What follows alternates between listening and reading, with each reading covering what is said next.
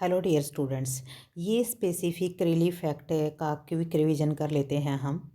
Specific relief act preamble में amend and define word का use किया गया है।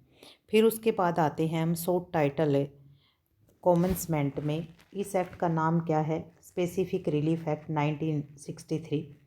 फिर ये कब लागू हुआ? ये 1/1/1964 को लागू हुआ था।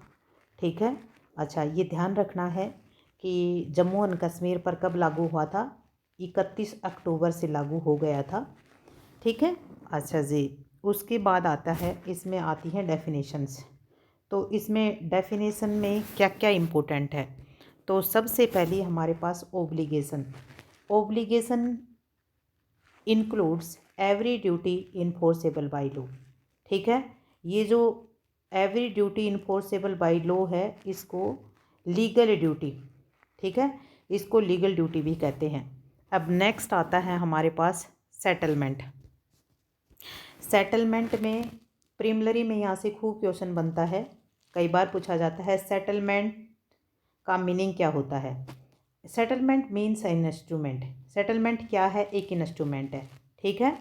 फिर उसके बाद यहाँ से मीन्स एन इंस्ट्रूमेंट, ये याद रखिए, इट इज़ एन इंस्ट्रूमेंट। फिर करते हैं यहाँ से सीधे बीच में छोड़कर, whereby the destination devolution of the successive interest in. ठीक है। क्या है?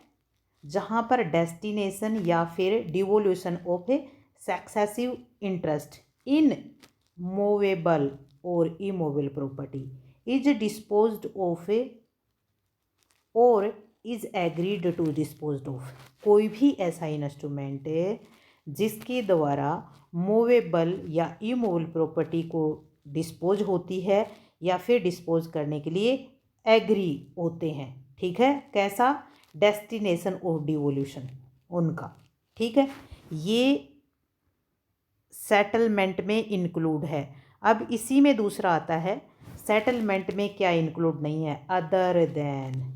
ठीक है, इनके अलावा ए विल और codicil as defined by Indian Succession Act 1925। यूँ कहता है कि जो इंडियन सक्सेशन एक्ट 1925 में विल कोडिसिल दो डिफाइन किए गए हैं ना, वो सेटलमेंट में इंक्लूड नहीं है। यहाँ से भी प्रीलिमिनरी में आता है। तो अब क्या क्या याद रखोगे प्रीलिमिनरी के लिए? ये एक इंस्ट्रूमेंट है, ठीक है, और इसमें मूवेबल और इमूवेबल प्रॉपर्टी के डेस्टिनेशन या डिवोल्यूशन की बात करता है। ठीक है। या तो डिस्पोज होती है या एग्री होती है।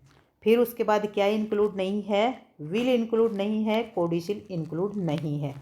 ठीक है। अच्छा, उसके बाद